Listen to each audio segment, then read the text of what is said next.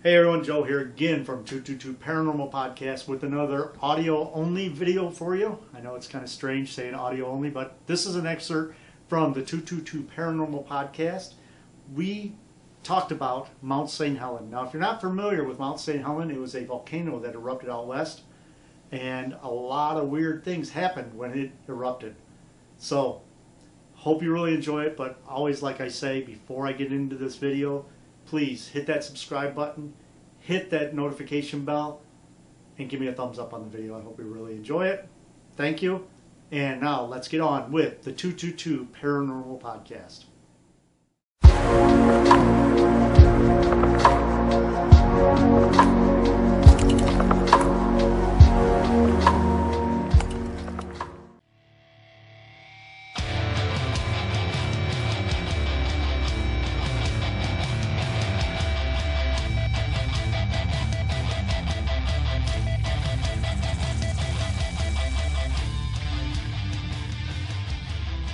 The podcast with everything paranormal. It's the 222 Paranormal Podcast starring your host, Joe Shorty. Me? Joe Shorty and his sister. And Jen. Me.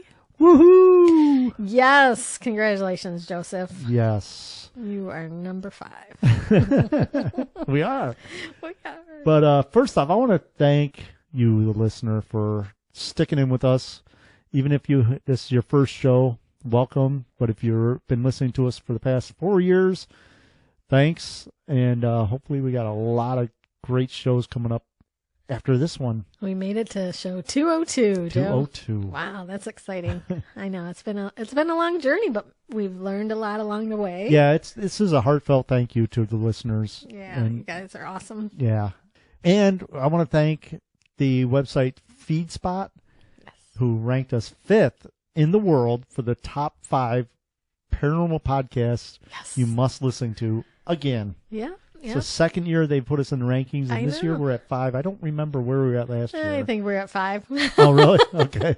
But, it's the top 20 paranormal podcasts that you need to listen to, and we made number 5, but we're in the top 5 with Mysterious Universe. Yeah, we're right below. Well, number 1 is Someone. Oh, yeah, we're not mentioning it. Tim Dennis's show. That's right.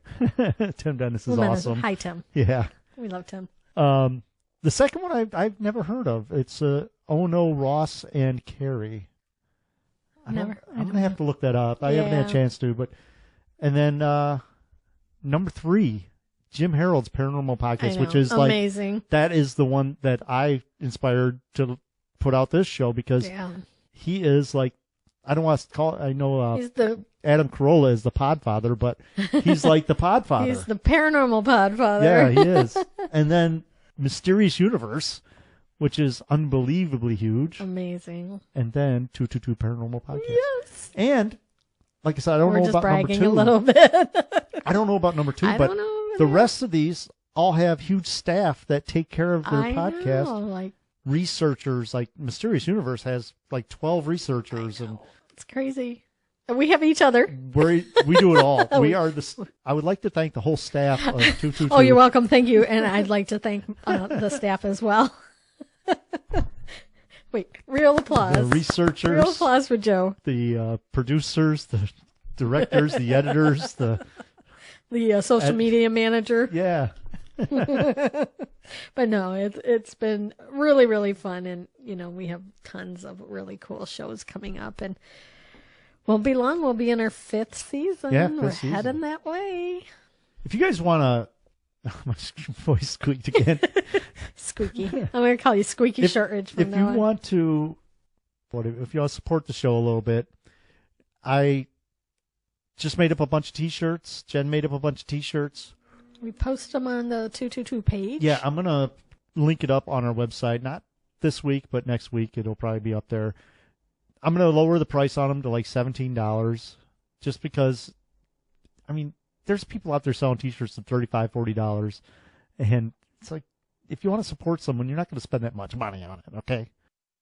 Yeah, but we I created a really cool one. You guys have to go and check it out. It's on our Facebook page. All right. It's just a way to give back. We don't ask for much, and we put this out. I do. Joe does. I ask for everything. But it just helps No, support the show, you know, Yeah. and we love bringing the show to you guys, and hope you enjoy it. And So, as of today, recording May 18th, 1980 is when Mount St. Helens erupted. And I know a lot of you guys are much younger than us, and you probably don't know what the heck we're talking about, but Mount St. Helens was this snow-covered mountain out in Washington that was actually a volcano. mm-hmm. And weeks leading up to it, it was bulging, literally like growing 5 foot a day and stuff, and it erupted. And it was a huge eruption. It was the largest Massive. landslide in recorded history. And to watch videos of it, there is one video out there. It's not actually a video, but it's like time lapse. Mm-hmm. The person who was out there took a picture of the mountain, how beautiful it looked, and like 5 minutes later, the ground started shaking, and he got his camera back out, and he just kept hitting the shutter, so he got enough video or enough photos of it to make it look like a video. And if you go online, you'll just type in Mount St. Helens eruption. It was unbelievable. Not to interrupt, but a cat just jumped up on your deck. Is it the one that's He's all calico colored. yeah Joe's got a pet. orange and all those different colors? So what's crazy about this is that the ash from the went around the world. Yeah. Like, I remember Los Angeles was like, you couldn't even see the sunlight. Mm-hmm. You know, it was so scary. People were watching this for weeks, and Yeah. they were just so afraid of it erupting, and then it did. Yeah. And people They- were devastated. It was, there would be like steam coming out of the top of it, which drew people to it because they wanted to see that. Yeah. And the government actually put a 20-mile radius around the mountain saying, do not go in this 20-mile radius. The mountain is going to explode.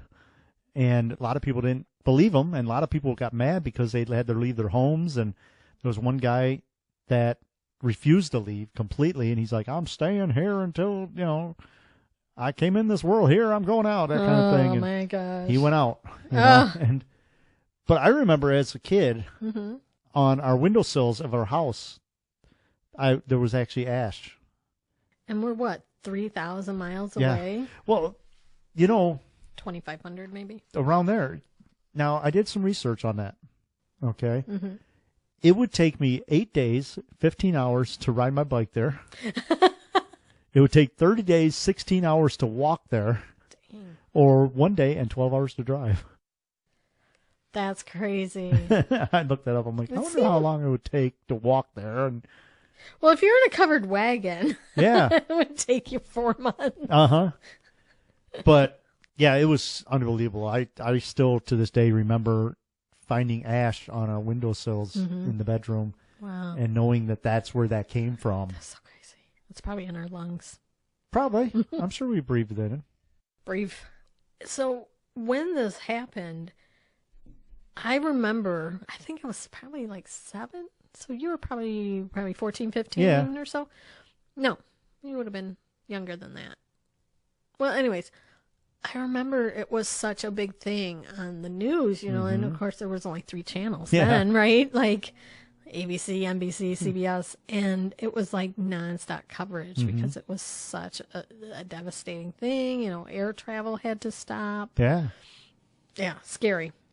The mountain, when it blew up, there was glaciers up there, and when the mountain actually exploded, when you watch the video of it, you can actually see the whole side of the mountain turned into a giant landslide, because what happened was it started to erupt, and it's so hot that under the ground, they call it the dome, you got magma, but you also have Magma. hot liquid magma, and you also have tons of water, which was so hot that if it exposed the air, it instantly turns to steam, and that's what happens.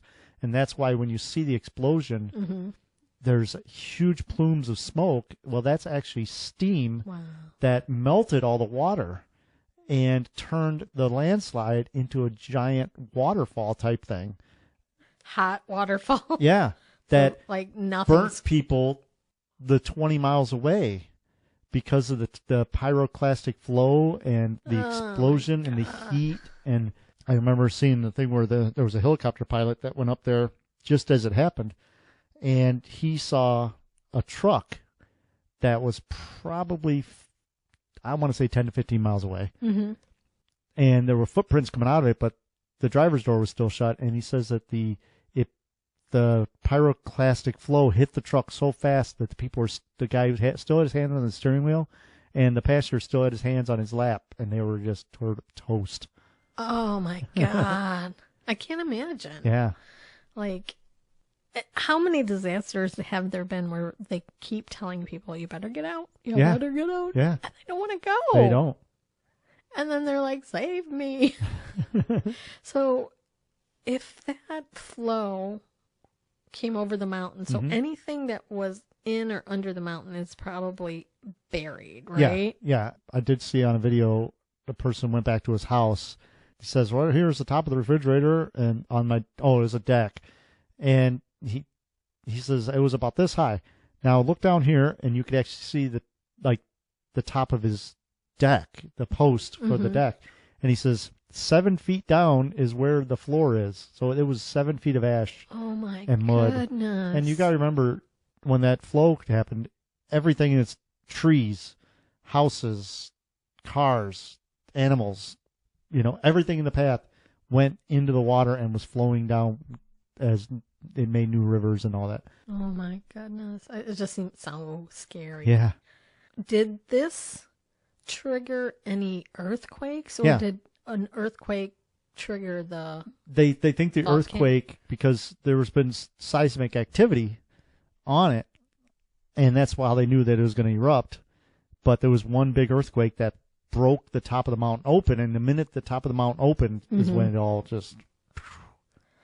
Oh man, it's devastating. But why we wanted to bring this story to you, because of the 40th anniversary, there were so many animals that were decimated. But in this tragedy, there is reports, and I believe it's true. Yeah, it's my belief, that many Sasquatches or Bigfoots were killed or hurt in this, and the government has covered it up. Covered it up. But allegedly, so, the legend of the Bigfoots on the mountain go back since before time. The Native Americans said that they would never go on the mountain because, for one thing, they called it the Mountain of Fire because there was lava flows out of it. But they also believed that there were a other race of giants that lived on the mountain that were cannibals. But the Native Americans actually had a name for these giants, and they called them the Skookums. Skookums? Skookums. I don't know. Poor little Those Skookums. Skookums. Interesting. And they believed that they were cannibals. Okay? And the legend has it that you didn't go up on there because this race of hairy giants lived on Mount St. Helen.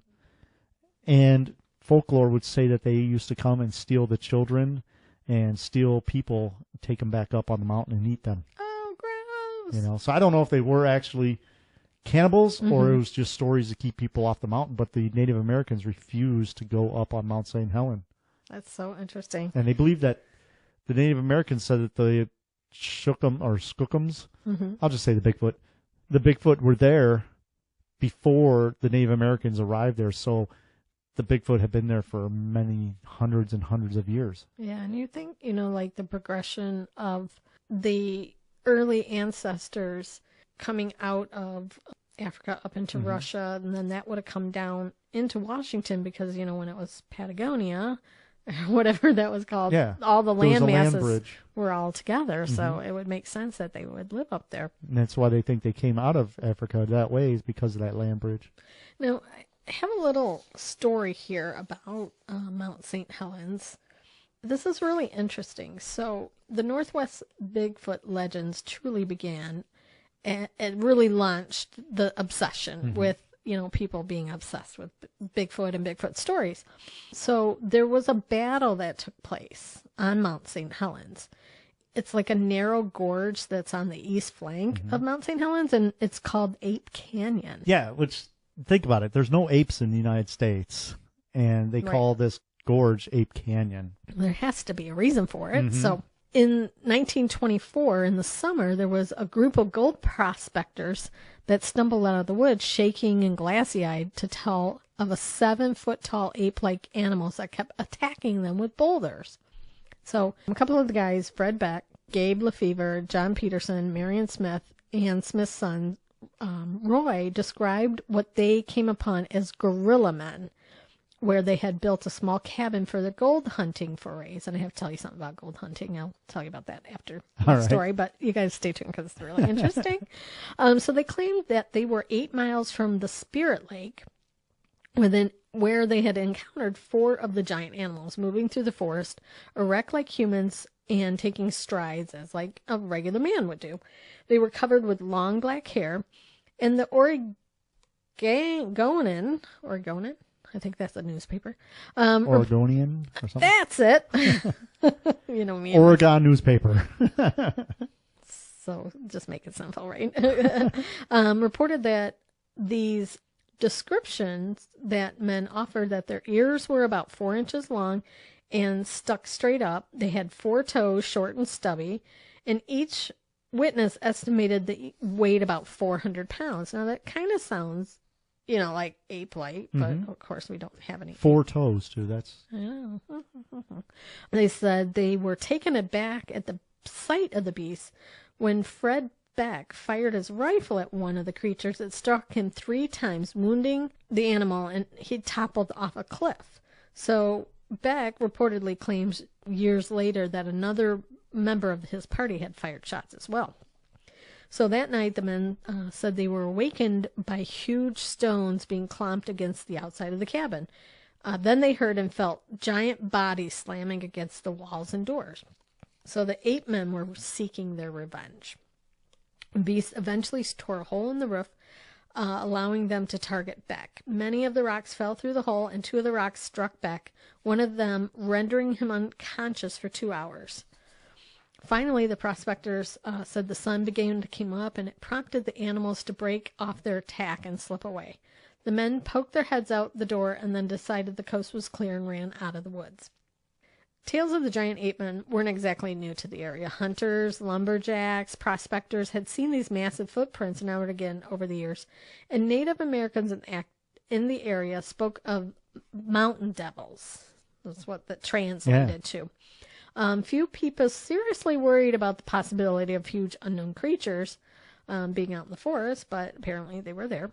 They changed, a lot of it changed when the gold hunters returned to civilization in the summer of 1924. The dramatic story of their battle with large human-like beasts was irresistible and thus, hard for people to dismiss, because in those times, everything was like word of mouth and exciting, and I don't even know if was radio invented in 24. I don't even know.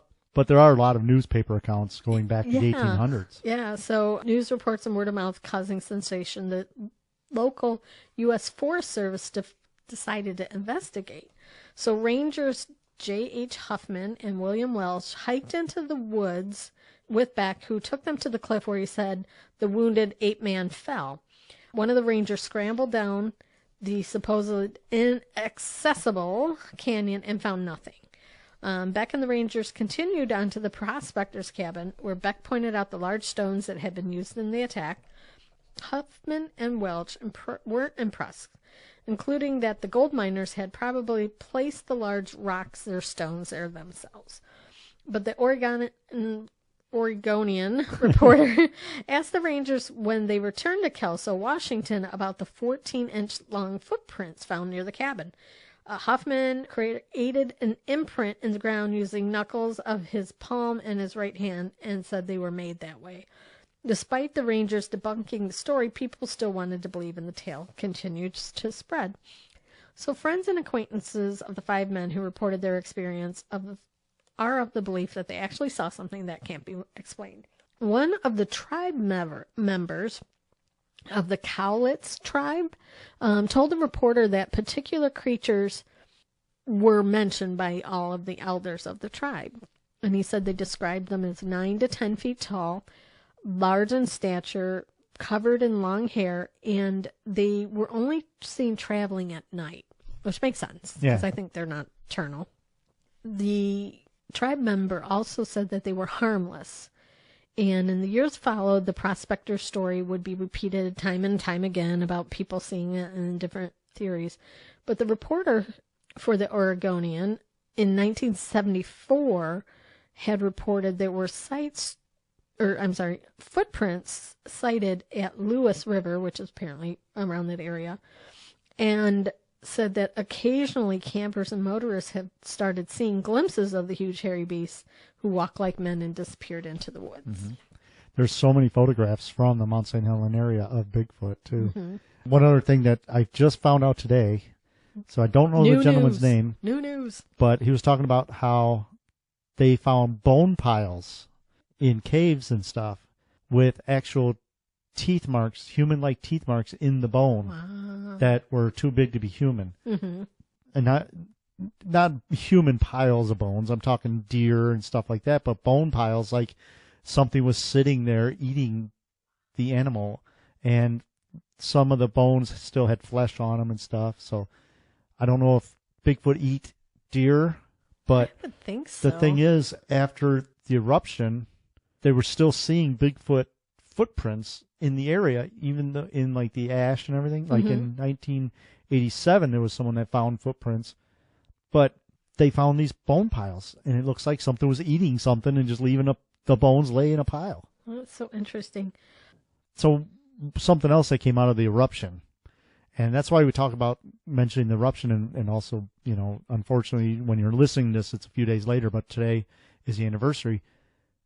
But there was reports of after the eruption, the military went in, the National Guard went in to collect all the bodies of the deer and the wildlife, because thousands of deer and elk and, you know, every kind of, bears, everything. Cougars. They all were killed because of the eruption. But there was a gentleman that stated that he was part of the team. He went in to make sure nobody went into the area. He was like traffic control. And while he was there, one of the higher up rankers he was told military, him, right? Yeah, okay. He was the National Guard. And his job, like I said, was to watch traffic. But they moved him over and gave him a gun and said, you watch this pile of bodies, and no one is to come near this pile. Of course, it was covered up with a tarp, so he just thought it was deer. Mm-hmm. So he was guarding it. A helicopter flew in. They dropped a big net. They put this net under this pile, and as they did that, he realized that it was a pile of Bigfoots. And that's why they told him not to let anybody come near this pile. So they were like, well, what are they going to do with these? And the sergeant or whatever basically told him they're either going to do research on them or something. Mm-hmm. But obviously they probably didn't do research on them. But they ended up taking the bodies out, and they said that they told him that they eventually burned the bodies. So we don't know if they actually took them out to do research on them or if they took them out to burn the bodies. Now, some of the bodies were already burnt, right? Oh, yeah. That's another thing is he noticed that the pyroclastic flow came down and killed all the deer and everything. It killed the Bigfoot also, and they separated them, and he said that a lot of the bodies were really badly burnt. Like, most of the hair was burned off, you know, and they were dead because of it. Right. It's really sad. Somebody had drew a picture of the helicopter and taking it away, and it looks like one of those Huey. So it was a giant one, yeah, right? It's the one like with the military. The one with the double blades. Oh, okay. And it's a Sikorsky.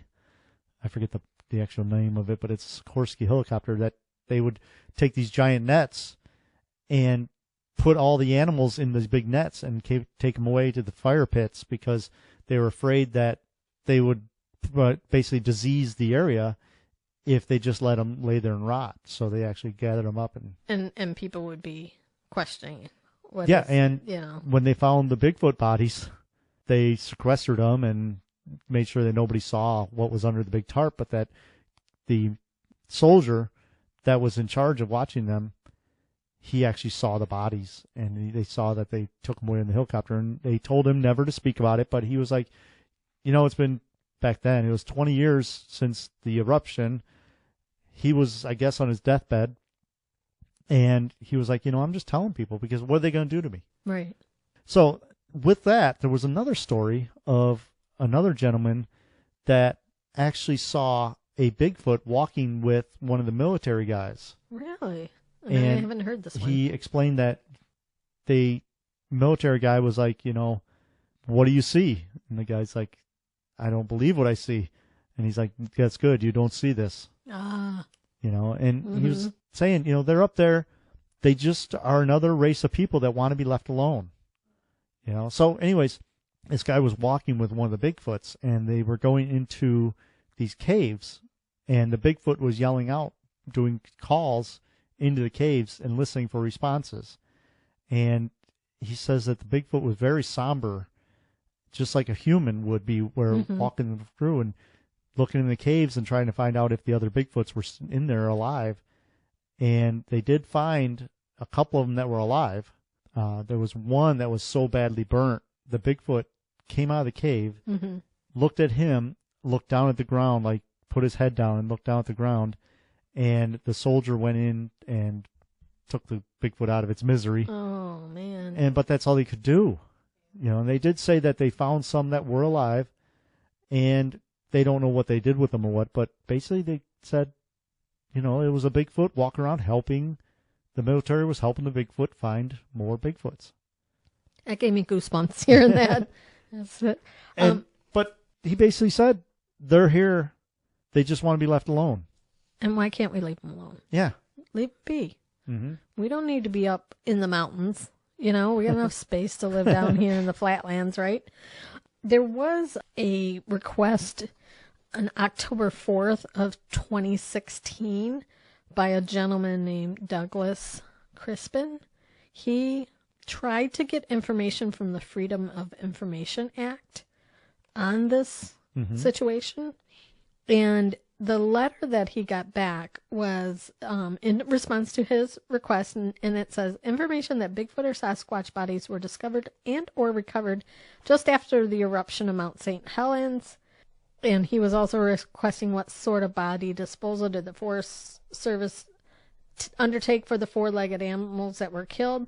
It says that the wildlife biologist for Gifford Pinot National Forest conducted the search for responsive records in all locations of reasonable knowledge or professional would believe no records could be located. Yeah. So basically they're denying. However, there were 2 documents consisting of 50 pages located that were partially responsive to 2 of the items he requested. Those documents created by researchers outside of the Forest Service and are related to work done to located carcasses of elk and deer that they were studying.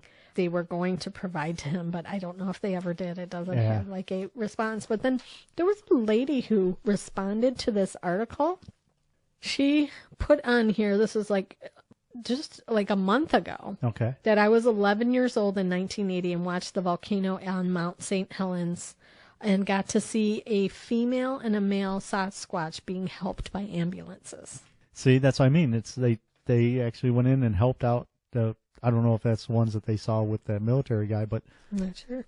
When something like that happens, I mean, it's such a huge. I mean, it's the biggest landslide in U.S. history, or probably world history, that was caught on video, and it's the biggest eruption of a volcano in the United States. And this was a big deal. I mean, it was a big deal. And when something like that happens, even though the Bigfoot don't want to be seen or that's going to bring them out. And they understand that we're just another part or different type of ape, if you want to call them an ape. I don't think Bigfoots are apes, but we're a different species, and they know that we can help them, and when we did. And I think that there's a lot more people that helped the Bigfoots than what is known. I bet. I wonder now, what it looks like. I'm sure it's all recovered, and the forest has regrown, and some of it. Now, I would like to go out there and see it. I was watching a video today about it. It's one of the news stories. It's called Mount St. Helen, Out of the Ashes. It was really good because it shows how the forestry company that was cutting down trees, that owns most of the land, they were cutting down trees when the mountain erupted. And the thing is, every tree within a 15-mile swath of which way the blast went. Now, there was a lady on the other side of the mountain when it blew up. She didn't even know it exploded because the sound didn't go that way. The sound went one direction. Oh, that's so interesting. She says that they didn't even notice it until the river started to fill with mud.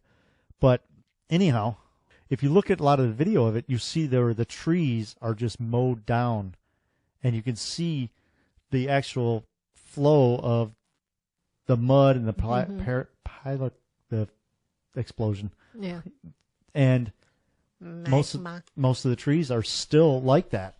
Now, the company that was doing logging, they actually planted a bunch of trees 10 or 15 years ago, and you can actually see the line of where they stopped growing trees, and the land is still not recovered from that. And to this day, there's a lake there that a guy found a fish in. Now, you think, well, that's not a big deal, but the thing is, this lake was made because of the eruption, and there were no fish there. Yeah. So now they found 2 fish in there, and they don't know how they got there. So it's coming back, but it still looks like it did back then. But to this day, they're still saying that they see Bigfoot on the mountain, and they're still finding Bigfoot tracks and all that. So there are a lot of Bigfoots in that area. I'd love to get out that way. I just think it would be so amazing to be able to go and just like look for Bigfoot.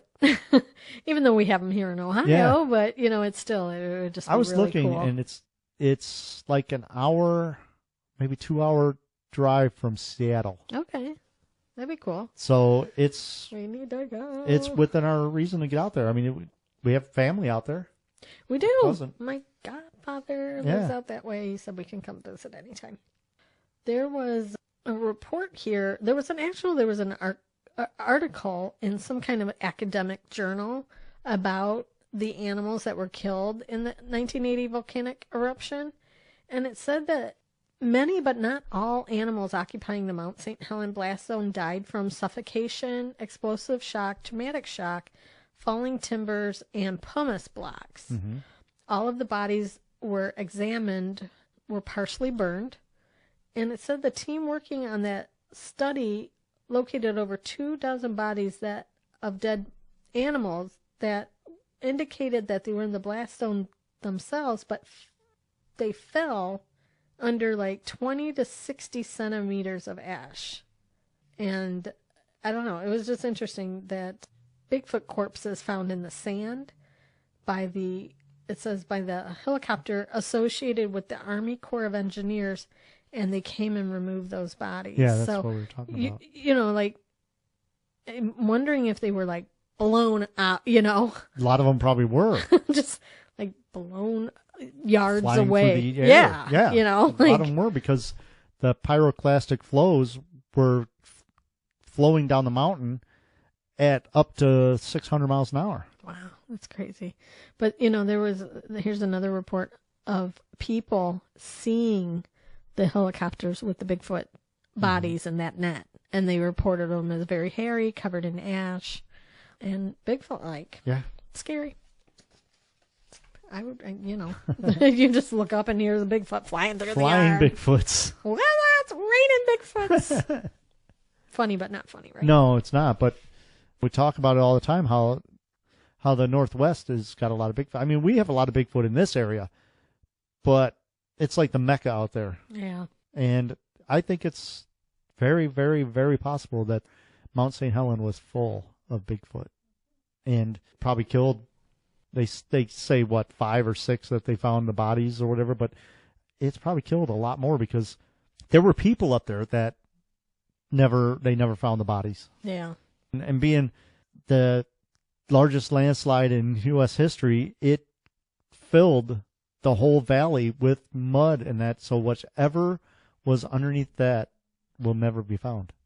Maybe, unless they excavate it, you know, at some point. Like, remember, like Pompeii, that was totally covered in volcanic ash, and they didn't find those I don't want to say bodies, because I think they were like fossilized shells, or something, until thousands of years later, which is so fascinating. But I think hundreds and hundreds of Bigfoots died when Yeah. that erupted. And who knows, maybe that's why the population's not that big anymore, because that was probably their mecca. Maybe. And that's what, most of them lived on there, because like I said earlier, the Native Americans never even went up on that mountain.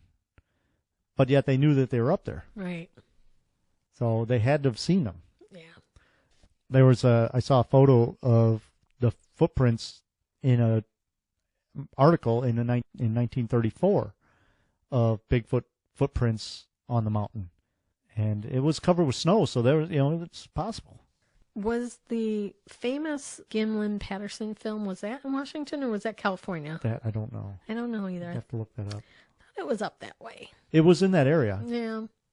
But that was 64, maybe? I know it was in the 60s. So, that's only, give or take 20 years. 20 years from the explosion. So you don't think of, natural disasters affecting, it affects us, but you just don't think of all the, indigenous animals that are there. It's interesting because it's a great study in the world or the earth, because a lot of the animals that are alive in that area right now the elk and all that are going back to it. But most of the animals that did survive were underground animals. Oh. Like groundhogs and, Groundhogs. that was, they survived. And that shows you too of like when the dinosaur extinction happened, a lot of the animals that survived were underground animals. Sharks are in the water. Yep. So, being the 40th anniversary of the explosion, we just wanted to bring you this story. We just thought it was so fascinating. 40 years ago. 40. Oh my gosh, that means I'm. But like I say, old. I still remember seeing, and that's one thing that sticks out in my mind about it. I don't remember seeing on the news. I don't remember that, but I do remember seeing the ash on the windowsill of our house here in Toledo. Oh my gosh. Which yeah, I mean, is thousands of miles away or 2,000 miles away, and it would take me 8 days to ride my bike there. You can do it. Pedal faster, Joe. Run, Forrest, run. He just keeps running. He keeps pedaling. When I hit the water, I'll stop. Okay, so I mentioned earlier about gold mining. Yeah. Guess what I did?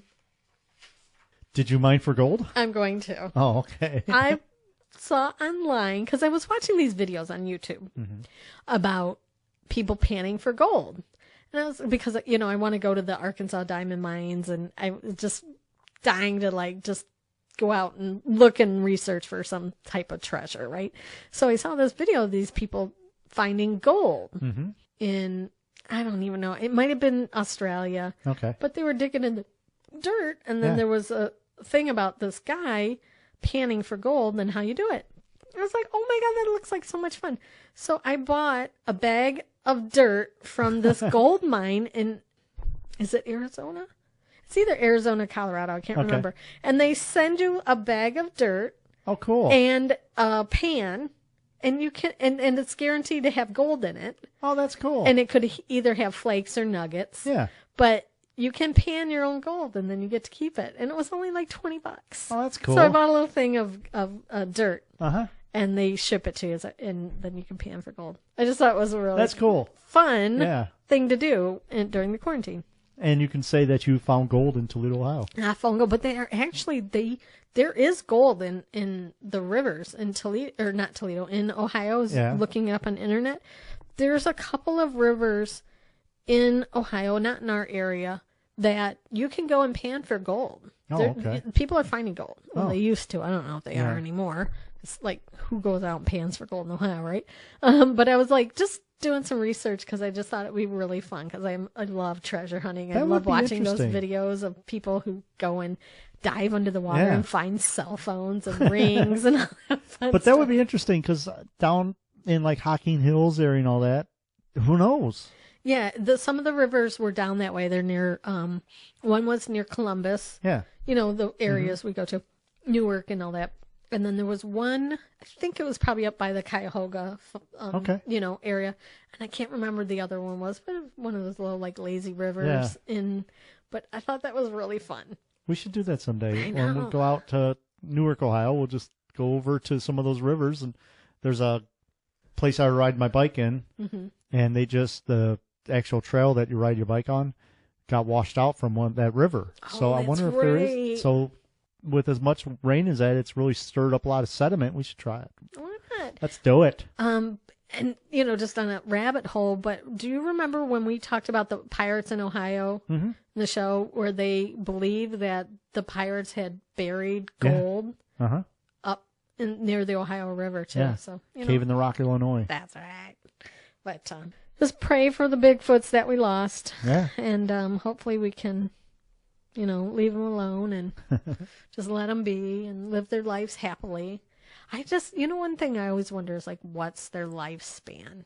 Well, that's one thing that I was saying is maybe that's why they don't reproduce as much, why there's not so many, is their lifespan is a lot longer, Mm-hmm. and their metabolism is a lot slower, so they don't reproduce as much. And, like when me and Ken Guerra were talking about it, that's one thing he says is he thinks there's only about 1,700 Bigfoot in the world. Mm-hmm. And I was telling him, how do we know that they don't live 300 or 400 years and they only have babies, Yeah. when they're 100 or 200 years old? Who knows? Yeah, because, you look at the Galapagos turtles, they're 100 years old and they're still having turtle Yeah. babies, right? And then you look at the great apes, and their lifespan is like 50 to 60 years, Okay. which is relatively long I would think, for an animal. Out in the wild like A that. non-human, I guess you would call it. I Yeah, 'cause- identify as non-human. Yeah, because we wear clothes and can go to the grocery store and get food and all that. And not them. They have to They have to eat bugs. bugs and grapes and berries. Oh, I do have an update. Oh. A ghost story update. Oh, okay. I know. I love to overshare. I was sitting in my living room. So you know how I rearranged my living room, right? So I took I do, but the listener doesn't. Okay, so I'm going to explain. So I took my couch out of my living room and put my dining room table in my living room, put my couch in my dining room. Okay. Because it's small and, it's just me. So, like, Yeah. I can sit, because I was working from home, I could sit at the dining room table and still watch the TV. Mm-hmm. So I was sitting at the dining room table, and, like, my back's to my window, and then, so, like, it's my dining room table, and then a little space, and then the television's against the wall. And I'm looking down at my computer, tap, tap, tap, tap, tap, and I look up, and I see a shadow go in front. Oops, I just hit the mic. A shadow walk in front of the TV from the dining room towards the front door. Oh. And it was weird, because normally you see them out of the corner of your eye, Yeah. right? Like, we've seen that a couple times at the house. But this, like, passed. And I blinked my eyes because I thought, well, maybe I have a floater or Yeah. something. But I was like, I don't have a floater, and it's not my mascara, Mm-hmm. It was just really strange. I didn't have my glasses on because, I was on the computer, Yeah. so I take them off because I can't see. But I just looked up briefly and just saw something going in front of the TV, and it was so weird. And I just sat there like, okay. You try to, like, think, like, am I seeing something, or But next am I seeing something? Next time that happens, you have to look up and go, hi. I know. I think it was Dad, Something. but I don't know. Yeah. I did have a dream about Dad again, and I can't remember what it was, Oh. but it was interesting. But anyways, I don't know about you, or if it's just these times, like, I'm sure listeners are you having, like, very, very strange dreams lately? Like, very weird and, what's the word I want to use? Bizarre? I don't Yeah, know. bizarre, but very lucid. Like, Oh, yeah. I am. dreams? Mhm. I don't, But I am on purpose, though. I've been doing that dream thing. And tell us a little bit about that. Like, okay, so I'm gonna start making videos of this too. So on YouTube, you can go on YouTube and actually type in subliminal message for dreams, Mm-hmm. and there's everything out there. I mean, everything is there. Whether you want to get money, whether you want to lose weight while you sleep, which how, but there's videos out there, and I'm gonna make some that help you go to sleep and Like- actually help you dream. Like meditation? Yeah. Like, you listen to them and then you fall asleep? Or Mhm. okay. Yeah. And there's different wavelengths that you listen to for different things. But I've been listening to them on purpose, trying to have weird dreams. Okay. And the one time I tried it, I do mainly the wake with energy ones right now. But I did do one about dreaming, and I must have had 60 weird dreams that were just like freaky. And I'm like, it was so bad I rolled over and turned the YouTube off on my phone. Oh my God, because that's funny. I was only asleep for about 10 minutes. I had like 30 just freaky weird dreams, and I think it is the subliminal message. Whoever's doing it is putting those in your mind. Oh, okay. You know, that's obviously what it is, because you can lay in bed and you'll hear like a squirrel running across the roof. In your dream, it'll be like Santa Claus on your roof or something. Yeah. I didn't know if it was like kind of common with everybody because we're all under a lot of stress. It could be. I'm having nightmares, like bad. Like I'll fall asleep for like 10 minutes and have a terrible dream, wake up and I can't go back to sleep. Oh yeah. And I'm like, ugh. Well, see, that's the thing. I've been talking to a lot of people. I need to try some of those, you know, for anxiety or and that's calming. why I'm going to start making them, because I've been talking to a lot of people that have been just saying the exact same thing you have, that they can't. Nobody can sleep right now. Yeah. Nobody can get to stressful. sleep. Yeah, it's because of the stress. Stress sucks. I don't like it. Like any of it. Maybe on our next show, I'll do a meditation session. Oh, that'd be fun. On that our would next be show cool. for everybody. Maybe get everybody in a little better mood. But, you know, get out there, walk in the park, do something. And when you walk in the park, don't look at the trail. Although you got to watch where you're walking, but look up. Look at the colors of the leaves. Listen to the sounds. And what that does is it gets you out of that state of mind to where you can't be depressed if you're looking up, because the physical aspects of your body, your shoulders have to be slumped over. You got to be looking down, you know, all that. Yeah. Get up, look at that, breathe in the air, all that jazz. But maybe on our next show, I'll do a meditation about that. thing. Yeah, we need to talk about like calming and meditation and all that good stuff. But anyhow, I want to thank everybody for listening this week. Like I said, really thank you for being a listener. Thank you for hanging in with us. A lot of great shows coming up, and probably a couple bad ones, but you know, that's the way we are. They're all great, Joe. Oh yeah. But no, yeah, we're really, really thankful that you guys are sticking through us through these times. Hopefully that we're bringing you some entertainment and give you a little break from stressful lives and jobs and works and all that fun stuff. So, you know, we'll be your escapism. Get out on your bicycle, ride your bicycle, and tell me how many miles you rode. Yeah. I'll see if I can match you. We'll do a challenge. Yeah. All right. So, going with the battle that happened with the Bigfoot and the men in the cabin, let's play a little War by Dead End 5. One of my favorite videos we made. Yeah, so excited to see it. Check that out on YouTube also. But anyways, thanks everyone for tuning in, and we'll talk to you next week. Have a good week. Bye-bye. This is the war inside my